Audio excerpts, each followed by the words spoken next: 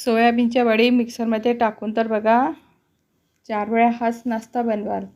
सोयाबीनच्या वड्या आपल्याला तेल मीठ टाकून उकळून घ्यायचे आहे। 4 बटाटे उकळून घ्यायचे, त्याची साल काढायची आणि सोयाबीनमध्ये मिरची टाकून आपल्याला बारीक वाटण करून घ्यायचं आहे। त्यामध्ये बटाटासुद्धा टाकायचा, कांदा टाकायचा आपल्याला आणि नंतर मीठ टाकायचं, धने पावडर, जिरे पावडर, तिखट, मीठ, हळद हे सगळे आपल्याला मसाले त्यामध्ये टाकायचे आहे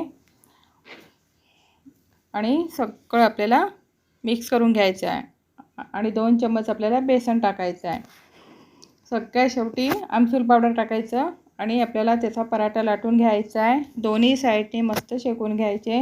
हे पराठे तुम्ही दहीसोबत खाऊ शकता, मुलांना ब्रेकफास्टला करून देऊ शकता आणि खूप सुंदर लागतो खायला। नक्की तुम्ही एक वेळा करून द्या। आजचा व्हिडिओ आवडला असेल तर लाईक करा, शेअर करा, मस्त खा, आनंदी राहा।